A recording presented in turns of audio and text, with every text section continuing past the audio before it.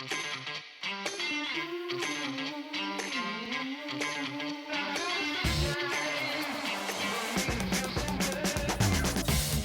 to episode 2 of the Mile 20 podcast with hosts and best friends Lorri and Laura.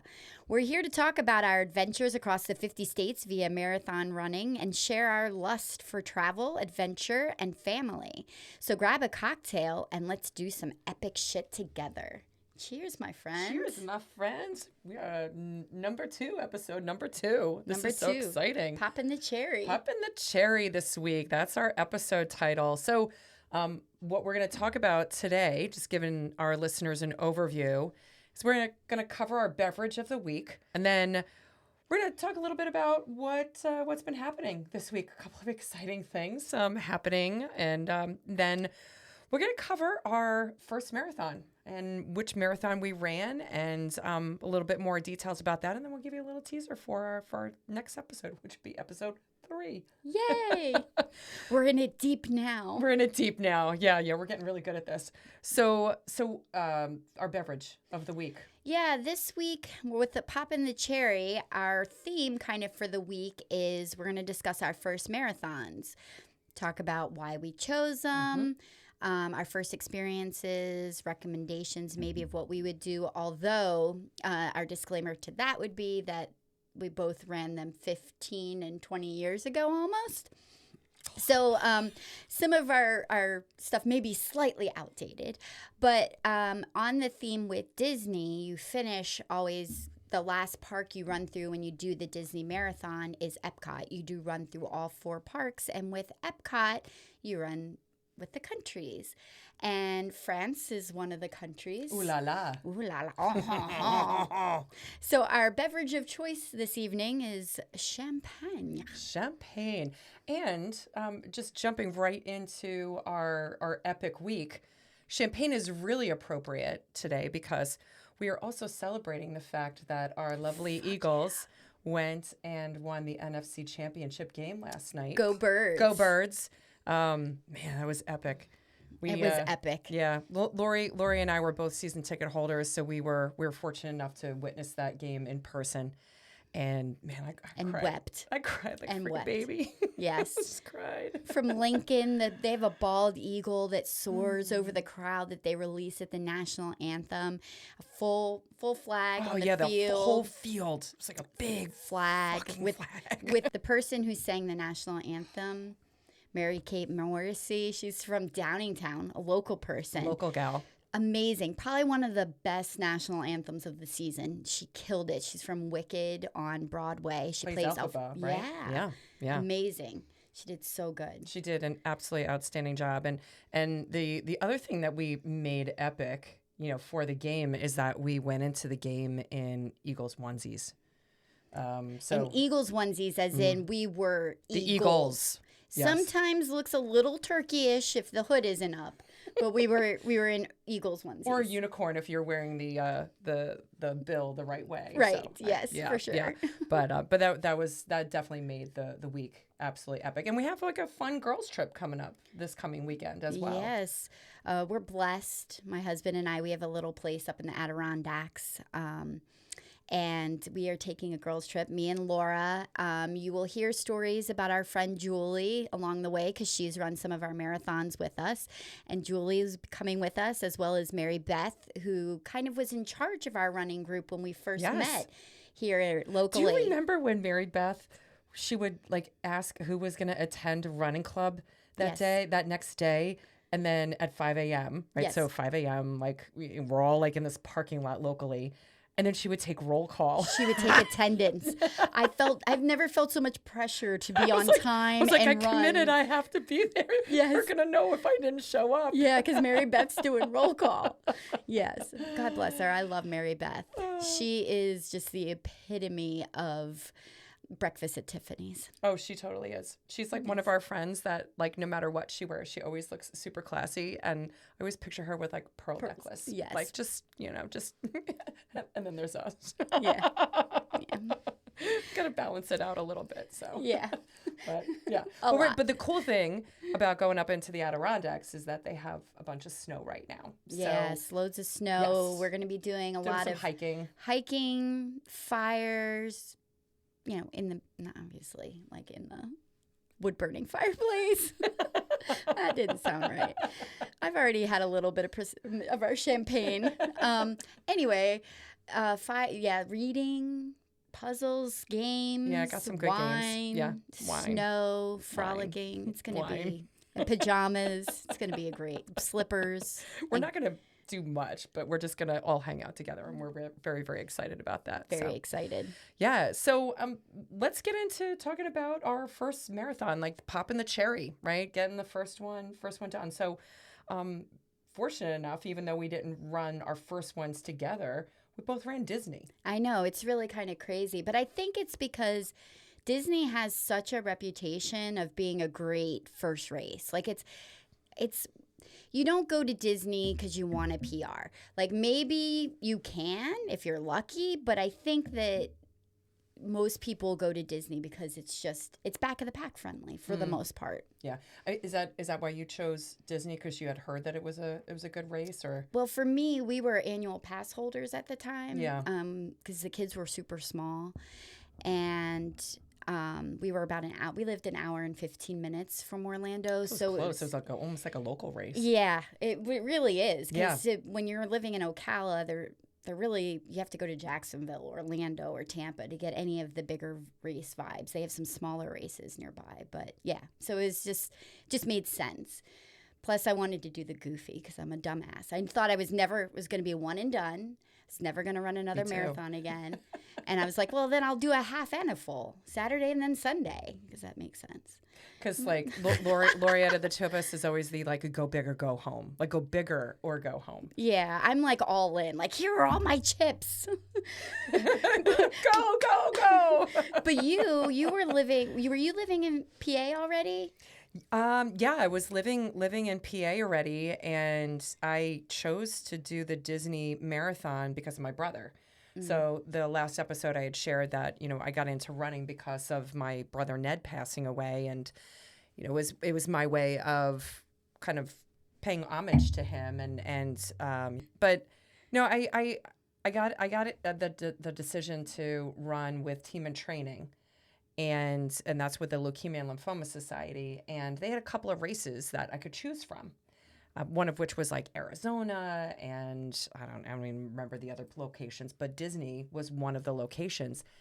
And my brother Ned absolutely loved Disney. I don't think I knew that about him. Yeah, he this I don't know if I ever shared this with you, but the first time my parents took us to Disney, I mean, we grew up with not a lot of money and what have you, and so going to Disney, taking 4 kids was a big deal, and we went to Epcot before it was finished. Really? Yeah, and like downtown Disney, which like isn't downtown Disney anymore. I don't even know what they call it anymore. It's Disney like Springs. Disney Springs. Downtown Disney was like, like the big Disney like the huge store that they have there, Yeah. right? I don't even know what the name of the store is, but that you could buy anything Disney. Yeah. That was like the only thing that was in Disney Springs or downtown Disney at the time. They had Pleasure Island, though, didn't they? They had Pleasure Island, but as kids, we couldn't go to Pleasure Island. Yeah. So, but that was like the one thing you went to downtown Disney to go to this huge mega store. So, now coming full circle and, running the marathon, there, I was like, I have to do that. I have to pay homage. And my brother loved Figment. The little purple dragon. Yeah, from Epcot. Yeah, from Epcot. And so that's why I chose to do Team in Training with Disney. And who doesn't love Mickey? Like running with Mickey, Yeah, I love Disney. I mean, but I'm a Disney fan. Yes, I mean, our ditto. kids grew up on Disney. All Ditto. things Disney. Ditto. Yeah. But so the course hasn't changed, right? In all the years. So you start at Epcot, and then you just go a little tiny bit into Epcot because you start out in like one of their big parking lots, right? Yeah. And then you go through the Contemporary. Yes. Right. So the Contemporary Hotel, and that's where you hit like one of your first hills because it's a very, very flat course. So for any of you who have not done a marathon before, like this is kind of like the course to go and do too, because there weren't that many hills. What's tough about it are the overpasses, because there are a few where you're doing on and off ramps, and the like the camber of the road is very sloped and can be a little challenging. Yeah. But for the most part, I mean, it's just Florida. energy. And then Magic Kingdom. So talk about like what it was like for you going into Magic Kingdom, because like the first little part in Epcot, it was like you blinked your eyes and you were out of Epcot. Yeah, and then you're on this long stretch where you're like just, a lot of highway. So it's not you more like focus on like the people around you and what have you, versus like there really being anything to see between the parks. Right. The parks are really kind of where it's at. I remember like going in, because you start so early. Oh, it's really, like a really 4:30 start is what I think it starts at now. Yeah, I think it's a 4:30 yes, start. it was a 4:30 start back then too, and I ran my first one in 2005. And I just remember the buses picking us up at our resort at like 2:30 in the morning. Yeah. And it was like I was almost sick to my stomach, like having to wake up that early and thinking I'm going to actually function and run like 26.2 miles here in like a couple hours. I know, it's insane. Yeah. But that's the kind of like, it's like the perk is that you don't have to worry about your transportation by staying on property, because you're going to get there in time because you've got the buses that are there. But at the same time, it's just so early. It's brutal. Because you felt like by the time you went to sleep, like you woke up. So all right, so Magic Kingdom. So the thing I absolutely loved about Magic Kingdom was, and this is like we're going to talk about like our like memorable moments throughout the race, but I absolutely loved when you make the one turn and you're running down Main Street, Disney, and you get to see like Cinderella's castle. Yeah. And you're like, I'm running in Disney. And like at that point in time, they let people come in. I agree. Running down. See, I think it changed. You had spectators there. The only spectators that were allowed were people who had tickets into the park. I don't think they just I could be wrong about this. But I felt like Dave was, like, my mom didn't come and see me run. She was with me the first one that I did. Okay. And then the kids were with me, with Dave, the second one. But, yeah, she wasn't anywhere around. But I do remember it's dark, so everything's lit up. Everything was lit up. And when you think about like the main street of Disney, it's always full of people during the day. Like it's so crowded, but it felt like you had this little moment in the park that was kind of just yours and the 5,000 people around you that are running. Yeah, it was definitely a lot of people that ran the races when we did them, and now it's just blown out of the water in terms of the number of participants that they have in these things. The other thing that I loved about Magic Kingdom, and it was one of those moments where I was like, like people are actually stopping to get pictures taken. So I did that too, right? Oh, yeah. Somebody told me enjoy the journey, with this being probably your only marathon that you were gonna do. Yeah.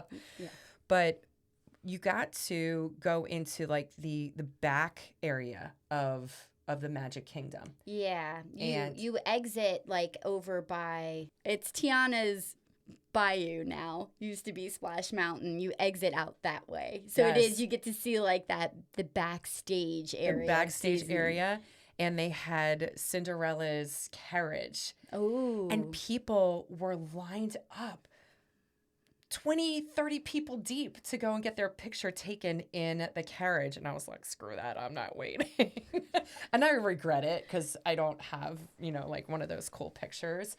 But it's okay. I got kind of past that. So then after you leave, pause. Go ahead. Pause, because I had something different experience. Oh, you there. did? I did. I am a huge Pirates of the Caribbean fan. Jack Sparrow. I have such a crush on Captain Jack Sparrow. And yes, I had Captain Jack Sparrow backstage. Yeah. Oh. I got a picture taken with him, but I don't even know where that picture is. Oh. I have a picture with him See, somewhere. now we're going to have to dig that picture out because we will, after each of our episodes, we will be posting our pictures on social media. Yeah. So that way you get kind of an additional glimpse in terms of some of the things that we've described, but you get to go see it in action. Yes. At Mile 20 Podcast on Instagram and Mile 20 Podcast Well, we're also on YouTube and on Facebook, but we're old, so that's about as far as we go with this. That's it. Yeah, That's it. Too many things to go and juggle. So. Yeah, too many. Anyway, we are digressing. All right. So after the Magic Kingdom, then you're on your way on this back road to the Animal Kingdom. Yeah. The interesting thing, and I don't know if you experienced the same thing as me, because again, Lorri and I did our races, like 5 years apart from each other, Yeah. right? So when I ran the race, there were how many people? There were 7,726 people who ran the race when I did it in 2005. And how many were there? Almost 17,000 people. Like, when I holy ran cow, right? Like, Yeah. so the growth of marathons from, that time period was just unbelievable. So, we're with all these people on this back road, and they basically, it's this sewage road. They have like all their sewage plants. It's notorious. You get like a blend between the sewage, and then as you're approaching Animal Kingdom, you also start to smell, a little bit of the animal byproducts from their being so close to the Animal Kingdom as well. Yes, and that road is called Bear Island Road. The one thing I really enjoyed about that is that they have really cool trivia signs. Yeah. Right? So you'd have like a question, a Disney trivia question, but then you'd have to run like a freaking half mile to go and get the damn answer. The one that got us was, what was the Disney lead character that never spoke? Ooh, that's a good question. And I always thought it was Fantasia. It was Mickey and Fantasia. I thought it was Fantasia. It was Dumbo. Oh, Dumbo. Dumbo never spoke. Dumbo never spoke. And maybe he didn't smoke either.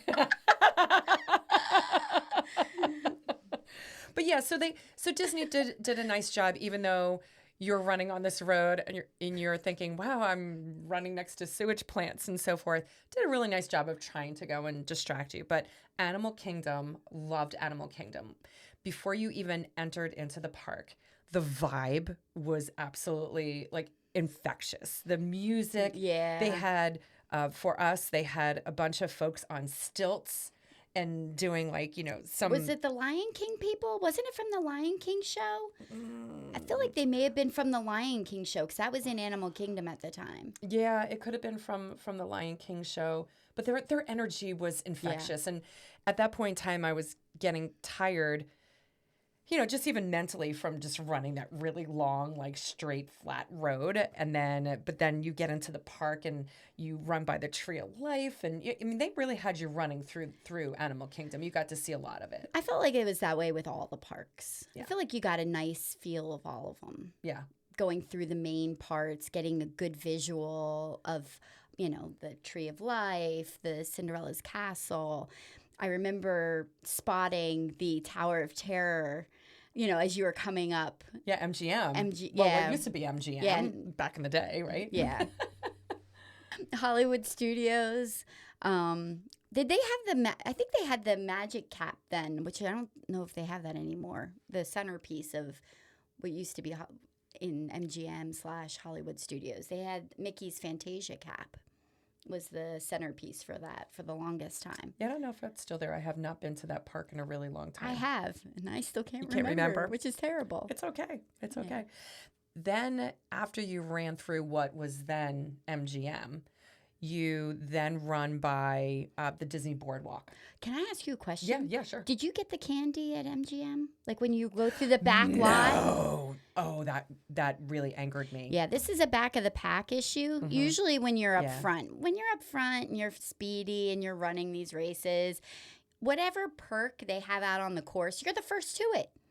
The Porta-Johns are fresh. You have toilet paper. You have all the water. You have all the Gatorade. Oh, there's orange slices on the course. Good for you. Because when you're in the back, you don't get anything. They're all gone. I'm running through the backstage lot, exiting MGM/Hollywood Studios, and I see littered chocolates. Chocolate wrappers everywhere. They're all over. And I'm like, Where's the chocolate? I want some chocolate. There was no chocolate. There was no chocolate. I had none. And then they also had oranges, and I saw the orange peels. Yes. Everywhere on the ground. Gone. All gone. Yeah. So I saw the sweeper bus. It was looking to pick people up. I saw that. Yeah, no, I didn't. And I was didn't see fortunate enough not to see that one. I didn't see the people with all the candy. Those people were gone by the time I got there. So for those listening who are not runners, but you're learning, all this stuff about the Disney Marathon, and maybe we're exciting you to go and actually do the race, a sweeper bus is basically a bus that is at the end of a race. And some races have this, where you have a time limit for your race. And you have to finish the race in a certain amount of time because they don't want people out there for 15 plus hours. Well, and they have to, with Disney in particular, they have to open up the open up the course. Yeah. And also people are volunteering to go and help out on the course. So you don't want people out there for, an exorbitant amount of time. So if you don't go and finish a part of the race by a certain time, that bus will just come by and scoop you up. Yeah, and drive you to the finish. And you will not get a finish medal because you did not go and run the entire thing. And we have never, ever been swept. So that is a good thing. Although that would be in my closest time. Yes. And then we finished the race, the Disney Marathon. You finish in Epcot. Oh, yeah.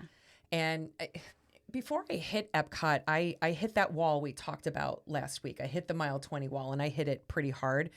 But the fortunate thing is that there were about 4 or 5 other people who hit the wall right around where I did as well. Yeah. So we all started walking together, and it was hot. It was really, really warm that day. It was in the 80s. It was actually 81 degrees when I finished the race. And I hadn't been training in that kind of temperature because here in Philadelphia, in the beginning of January, it's, usually in the 20s or 30s, it's the average temperature.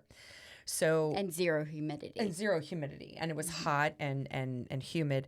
But it was the coolest thing, like walking around the boardwalk area with these other folks, because we got to learn about each other. And you talk about how I like to talk when I'm running and on a course. So I just started asking people, hey, what's your favorite ice cream? And they're like, just started talking, and we distracted each other, which was wonderful. So what was your feeling when you actually entered into Epcot, knowing that, holy crap, I'm actually going to finish this thing?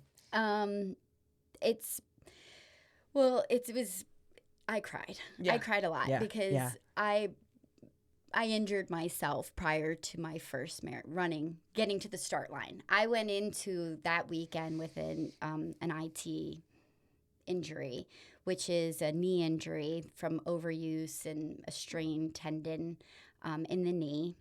And it becomes extremely acute, especially when you're running like on a decline. Mm-hmm. So I actually spent, right before I entered Magic Kingdom, I had to go to a medic tent, and they wrapped me super, super tight to try and take the pressure off the IT so that I could finish.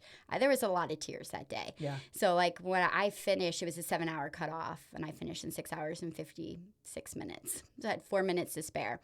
So I knew Dave and the kids had made it down, I think, yes, for that one. They didn't start with us. They didn't stay with us. My mom stayed with us, but they drove down that morning, and they were at the finish. But they actually came in, too, and were waiting at Mexico for me. Oh. And so when I came around the World Showcase, I just lost. Like blubbered all over. I lost my shit. I was crying so hard. And I gave Dave a big hug, and he's like, I know you're hurting, honey, but they just made an announcement that they're closing the finish line. You need to run, and you need to run fast. Go. And I was like, okay, I'm doing my best. I blubbered as well. Did you? Completely blubbered when I... Did you have any family down there with you? I did. My mom and dad came down, and Jim and Maddie were there. And Maddie was very young. She was maybe like 10 years old or so. So Jim and Maddie prided themselves on hitting every park and trying to go and see me in each of the different parks. It was like, that was like their little adventure. Yeah. For the day. And my sister Megan came down as well. Yay. So it was special because, for the whole reason of why I was doing the race. And when we came out of Epcot, you actually finish again in the parking lot. And I just remember seeing my family up in the bleachers and coming around the bend, and you had that like straightaway for the finish, and just going, holy crap, like I'm finished a marathon, and all I kept thinking was like, I wish my brother was here. And how soon before the weekend did he pass? Like how much time was between Ned passing and the marathon? So Ned passed away in April of 2004, and I ran the race in January of 2005. So less than a year. Okay. Yeah. Yeah, I can't imagine. Yeah, how it was raw. emotional. It was pretty raw, but man, I blubbered like a baby because and my first thought when I came across the finish line was, I am never doing that ever again. 61 times later. Yes. No, that's exactly it. So really, the whole thing about Disney, and I think we kind of captured it here, is that you really get to immerse yourself in the parks. The staff, although we complained about not getting oranges and chocolate, the staff was phenomenal. Yeah, it's the well support. run. It's a really well run race. Wow, say that fast a couple of times. But it is a race now that, as I described, having 7,000 people versus, you are 17,000 people. But you have to be really comfortable being around a lot of people. Yes, and it's a lot of walkers. I think that there are a lot of people that do it to walk it as well. So that's just something to be noted. Yes, very, very mindful of. So how did you feel? Because I've never done a team in training. Like, were you supported on the course also by team in training? Or, like, what was that experience like? Yeah, so Team in Training, they are affiliated with the Leukemia and Lymphoma Society. And for anybody who wants more information, can go out to teamintraining.org. And they are still an active organization where you can find a couple of races. They still do Disney, which was nice to go and see that, because I haven't been with them in a number of years. But they are active with Chicago, Berlin, Boston, London. Good for us to know that one. New York City, so forth. So the deal is that you agree to fundraise for Leukemia and Lymphoma Society, and they had a minimum amount of money that you had to fundraise. And then in turn, you get associated with a group with trainers. And, in the Philadelphia area, we would meet down on Kelly Drive, right by Boathouse Row. So I would drive down there every weekend, and they gave you a 20-week training plan. And, I met a couple of girls who were running the Phoenix Marathon together, but I was the only one running Disney at our pace. So while there were other people from my group in Philadelphia who went down to Disney, I ran by myself. So that was a little wah-wah for me because, Yeah, I love running with my people. But so that was really difficult. But it was different back then. It was. It was before us. It was before us. Before us was us. Yes. But the neat thing too is that for the money that you raise, Team in Training provided me with my airfare as well as covered my hotel stay. Wow. So, for me then it was really asking friends and family to, support Leukemia and Lymphoma Society, in memory of my brother.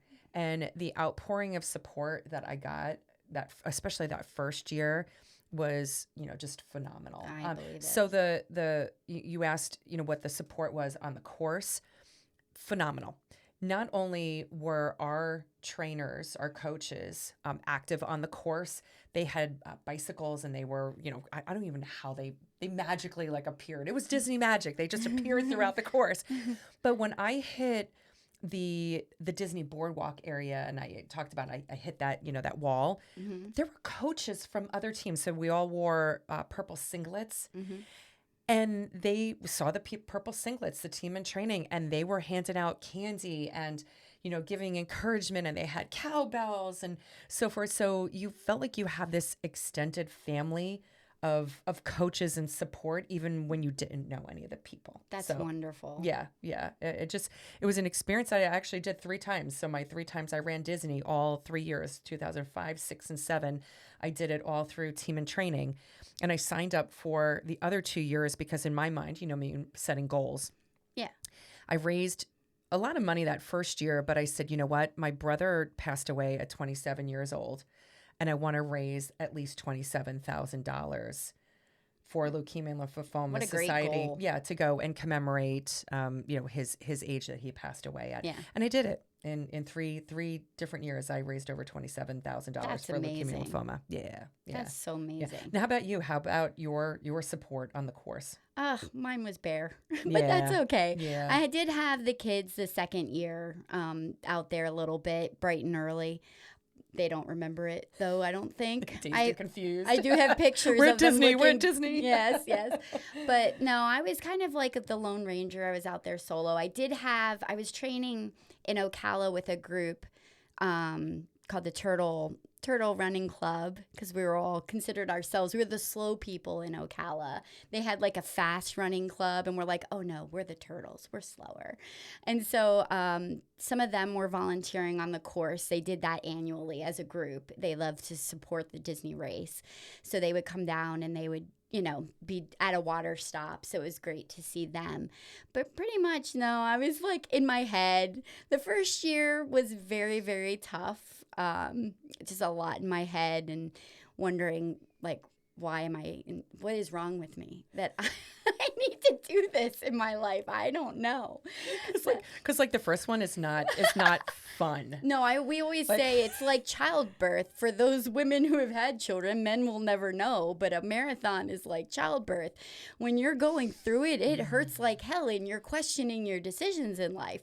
But then like 2 or 3 days later, they start looking a little cuter and you're like, well, if I would have done this, or if I could have done that, or what if I went here, and what if I ran that? And all of a sudden, all that pain just mysteriously vanishes from your head, like it never happened. So what were your big ahas, like learnings from your first marathon? So I used. Sorry, I'm having a hot flash. I'm rolling up the sleeves now.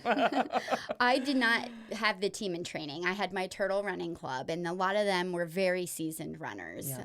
There's a dude, Chuck Savage, who's, I don't even know how old Chuck is now, but he was like my idol back in the day. He had already done the 50 states. He ran a marathon a month, and he was out of Ocala.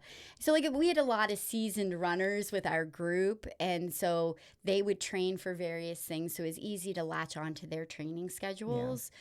Yeah. But we never really ran races together. So like in the beginning, the premise of how they trained was using Hal Higdon.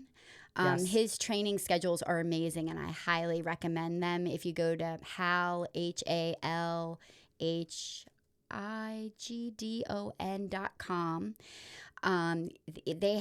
he has a full gamut of very free training schedules that you can use to run a marathon. Couch to 5K, I believe he has as well, like various distances. So like if you've ever thought about running anything, there is a training schedule for you, and it's a great place to start. For me, the first round, he usually has you running like 4 to 5 days a week, and there's like tempo runs and like all of that. I realized, so he usually did short run, midweek run that would gradually get a little mid longer, not full distance longer, but you'd get up to could go up to 9-10 miles on like a Wednesday, another short run, and then a long run on the weekends. Right.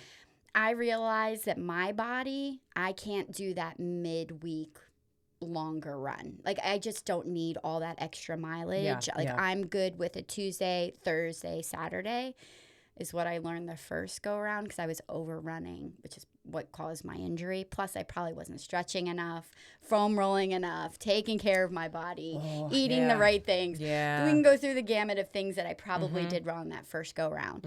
But the second year, the only reason why I signed up for that was because I was like, redemption. Like, I just want to know what it feels like to do it healthy, where I can go out there And finish happy. and finish and feel like Yeah. I tried, I could do my best, as opposed to like thinking, should I stop?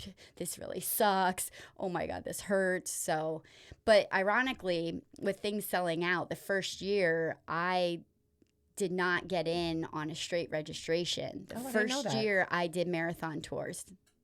I did not know that. Yeah, so we had to Oh. stay at the Disney. We did Pop Century, stayed at the Disney resorts, took the bus. The second year I was on the ball and could register right on time and got a normal bib for the Goofy. And then, which the Goofy again is Saturday, you run the half marathon and then the full marathon on Sunday. So I was crazy doing that. You were so crazy. Both doing years in that. a row. Yeah. But the second year opted just to stay off property. Yeah, all that. yeah. We stayed at the Caribbean Beach Club for my first marathon. I couldn't tell you where I stayed at the other two places, but I just remember the Caribbean Beach Club because I don't know why. I just remember it. It just was everything. I just kind of taking it all in and whatnot. I think for me, the things that I learned. I mean, and we learn things every single marathon, right? Whether it's about our travel plans, how we just arrange things, eating, whatever the case might be. But my big ahas after my first marathon were always wear a visor. I did not wear a visor my first marathon, and I did not wear sunscreen. Oh, in Northeastern or in Florida. Ooh, that's not good. Sizzle. Yeah, so I was pretty burnt. And so imagine how you after your first marathon, you are very sore normally afterward. So I was very sore and I was very burnt. Oh, jeez. See, I didn't even have those issues. It literally in 2010 snowed. There were flurries coming down at 4:30 in the morning.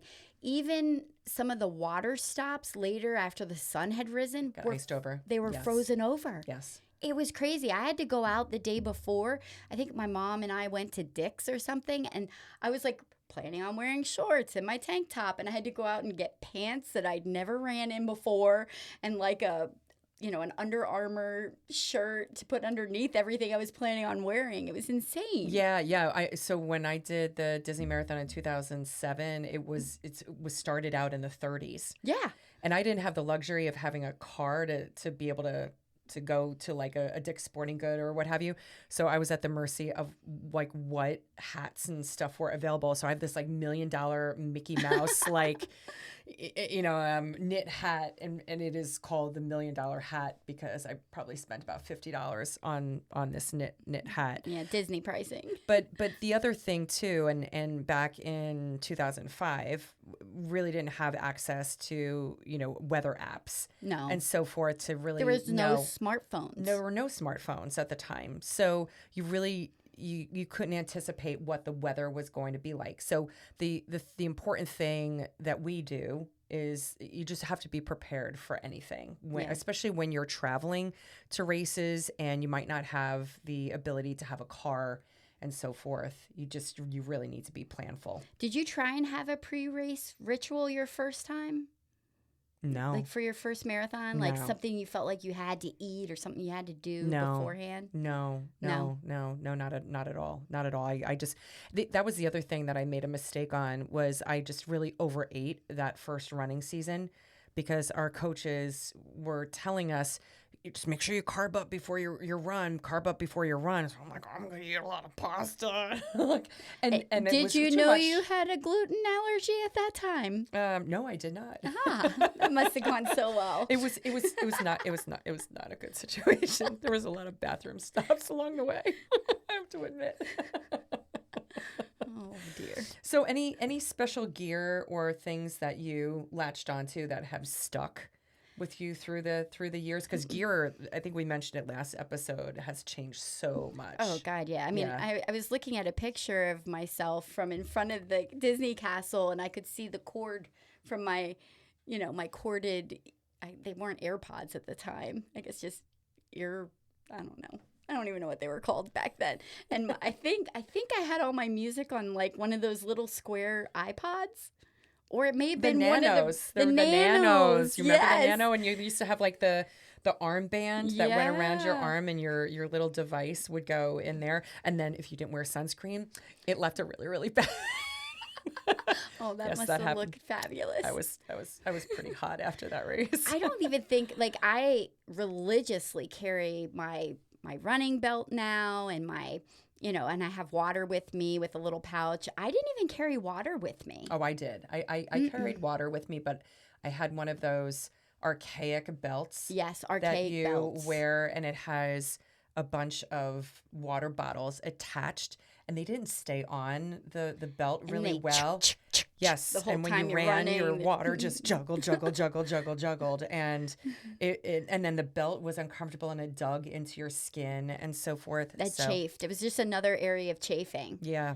So that I'm really, really glad that technology has changed and things have become much more lightweight and so forth as well. Yeah. So got some really, really good learnings there. So fueling back in 2005 was very, very different than how I fuel today.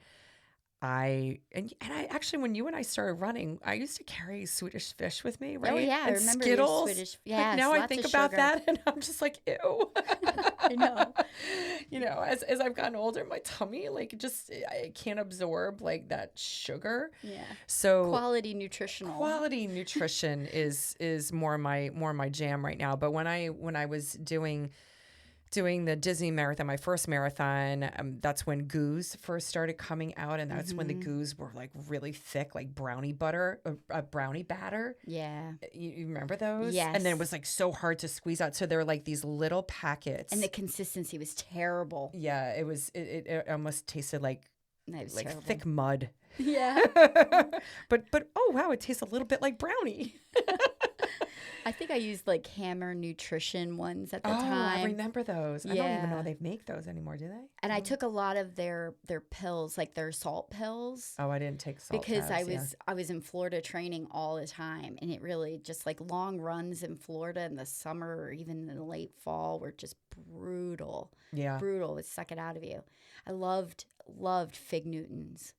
Oh, I would do Fig Newtons, and then during training, our coaches would set up stands. Actually at Valley Forge Park, and you would hit a corner, and they'd have Oreo cookies and Fig Newtons and bagels, and I just remember running and grabbing a bagel and like, this is great, and then having celiac and not knowing that it was making me like actually like toxic and like really sick. Yeah. But now as you and I have run so many races, Yeah, over we've the really years, refined what we do down to a kind of a science that works for us. Now, everybody is definitely very different. it's very, very individualized, and you have to figure out your jam. And even when you figure it out, you might find a year or two later that your body doesn't changes work. and it doesn't work anymore. You just Yeah. have to experiment and talk to other runners about what's working, or go to your local running store, because those people are the jam. That's how I found out about those Martins. Yeah.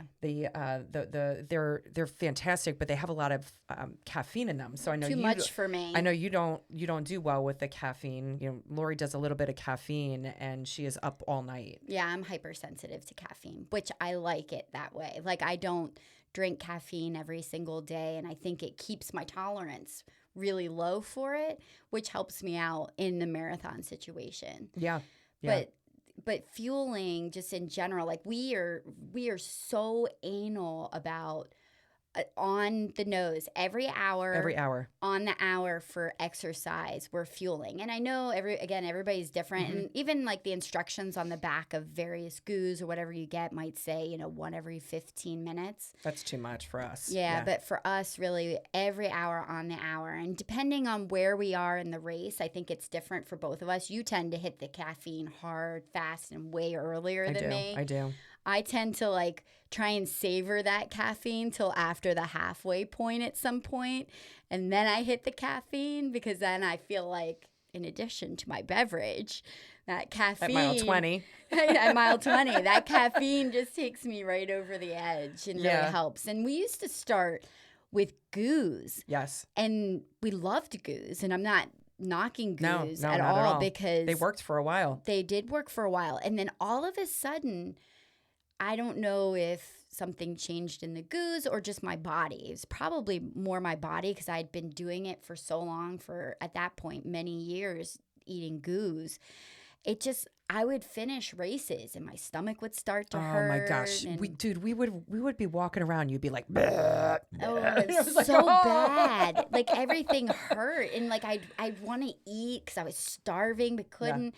And then we switched to honey stingers, which just have like more natural ingredients. A little bit more organic material. Yeah, and so far those are still sticking pretty good. I love my honey stingers. Yeah, so we do a gel, and then we also do blocks.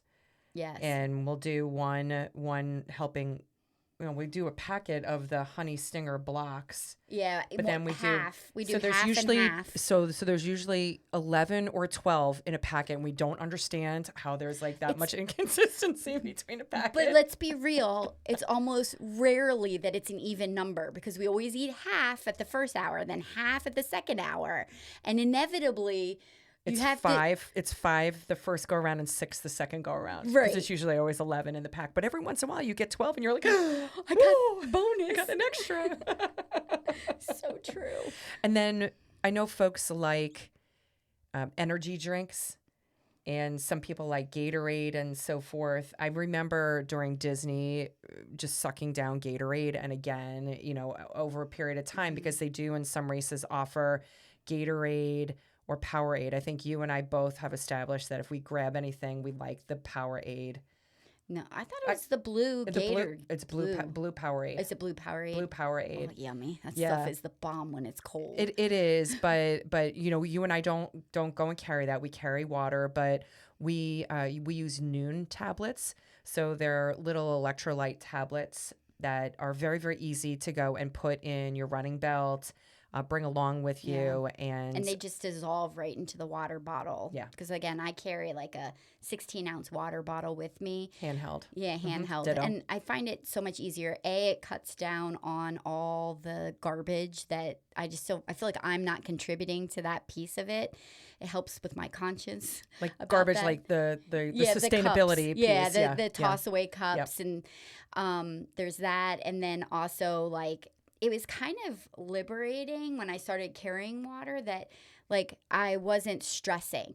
For a long time with those first few races, I wasn't carrying water. And I'm like, okay, there's one every 2 to 3 miles. And being like, oh, I'm getting so thirsty. Am I thirsty? You don't really ever want to think about water. No. Like, at all. You do not want to think about water. And I love carrying because it's just like, all right, I'm thirsty. Take a sip. Yeah. It's just like a nice, consistently able to hydrate over time. And we have a definite pattern where we do a gut check before we hit a water station or hydration station. Say that fast a couple times. Yes. Hydration station. And we'll check with each other. Where are you at in your water bottle? Do we need to go and fill up and so forth. So we're always checking on each other throughout the race. So it's always good that if you are deciding to do a marathon, just don't pass by a water station thinking, oh, I have a little bit of water left, I'm okay. Always use the opportunity to fill up your water bottle. Yep. You never want to be out on the course with nothing, kind of high and dry, so to speak. That's probably the worst case scenario. Yeah. So Lorri, when you did your first marathon, when did you arrive in town? Because usually the expo for most races is the day before and so forth. So, and you being like only an hour plus away, like when did you arrive? Well, I had to run Saturday too. Oh yeah, duh. So I had that piece of it. So we went in, I think Friday morning. Okay. I met my mom there because my mom lives south. So she's in Fort Myers and I was north. So it was an easy meeting spot for us. But yeah, I think I was in on Friday, picked up all the bibs and did the expo, and then got ready for Saturday. Yeah, because usually a marathon is on a Sunday. Mm-hmm. at Disney. And the half was on Saturday. Yeah, they flew us in on Friday morning. And so we were at the Caribbean resort, and then Saturday the coaches were like, yeah, you need to stay off your feet. Oh, So yeah. I sat you didn't around. walk much. Remember that? No. You're Oh, not don't walk around. before the race. You don't. You spend that day relaxing. And I sat by the damn pool, and all I could think about was, oh my God, I'm running a marathon tomorrow. It was the worst thing. Worst thing. It's way better to stay active, in my opinion, the day before. It takes your mind off of it. It really does. So But yeah. but again, let's remind everybody, we are the example of probably what not to do. I do not recommend what we do. I do recommend gear. I will recommend races. I will recommend places to eat. But it's epic. But I do not recommend the way I treat my body to anybody else.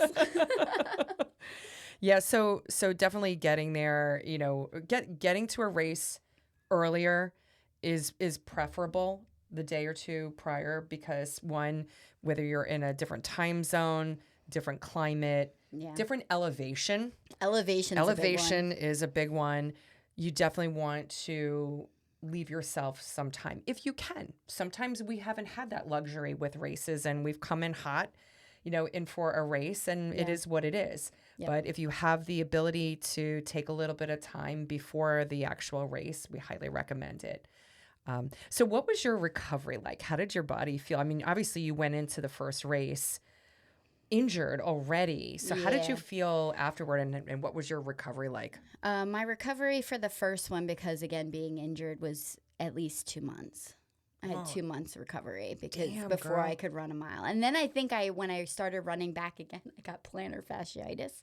So then there was like a few weeks there where I was suffering through that. But I actually was able to nip that in the bud pretty quickly, thankfully. And then I think the second time it definitely was much less, but I think my IT was still super aggravated probably after the first 4 to 5 marathons I did. Yeah, so I think the subsequent ones, it was like every time I ran one thereafter, the recovery window shrank. Yeah, I mean, that's to the point so true. To almost to nothing. To nothing. Yeah. Now almost after 62 marathons. But again, I feel like a lot of that's our approach, right? Absolutely. So I think if you're gunning it and you're really going for it and you're running hard for 26.2 miles, you're going to experience an extreme amount of muscle soreness. Doesn't matter how many marathons you run. You're hitting that lactic acid threshold, you're going into that zone. So you're going to get muscle soreness. You and I, we are in the back and we are having fun and we are relaxed and we're jogging our way through our courses, having a good old time. So we don't hit that lactic acid threshold to the point where we're anaerobic and getting all that built up in our muscles. Yeah, no, every once in a while we've had races where we're a little sore because of the grade of the race. Yeah, and so forth. But I just remember after my Disney experience, I couldn't sit on the toilet without grabbing like the death grip, both sides of the wall, and just easing down. Sweaty palms. Steps were just not something I wanted to tackle. You go down steps backwards. Backwards or that sideways. That is the keys. It's like one yes. step. Yep. Yeah. So, as we've run with each other over the years, we always love meeting a first-time marathoner. And I recall just one experience when we finished the Kansas City Marathon, and we were sitting with this guy who we were sitting on the grass for a period of time. Yeah. And this guy had just finished his first race, and we saw that walk. And he was either with his girlfriend or his wife, and he was like, "I'm never doing that ever again." And we're like, you might rethink it in a couple days when you're feeling better. Give it a week. Give it a week. So it gets better over time. But just for those of you who haven't run a marathon, even a half marathon, you're testing your body limits, and it'll hurt just a little There's bit. a lot of discomfort. Yeah. So you want to give a teaser about what we're going to talk about during our next episode? Yeah, I think our next episode we're going to start talking about the Marine Corps Marathon. We're going to Semper Fi. It's our first marathon that we ran together. There are marathons that we've both ran between our Disneys and that Marine Corps race. That was our first race together, but we want to start this next phase of our journey exploring those first races that we ran together and going through those cycles and talking those stories and moving forward there. And then we'll dip back into memory about, because we've doubled up on different states and different races and things. So we'll circle back to those. But Marine Corps is where it all started, girl. Marine Corps is where it all started. Marine Corps is where it all started. And we will be running the 10th anniversary of our first Marine Corps together in 2025, accompanied by our daughters, perhaps. They should. So it should be an exciting journey this year because we'll start training for that over the summer. Absolutely. And we're going to follow along with the podcast with that too. So Marine Corps is a special race for us. Very, very special. Very, very special. So I think it's going to be a good episode. Yeah, no, I am looking forward to reliving that first experience because that was some good stuff. So, folks, thanks for hanging with us today. We loved talking about the Disney Marathon and just Disney in general. It's a fun place to go and visit. It's magical. It is magical. And we will see you next week and make mile 20 your bitch this week.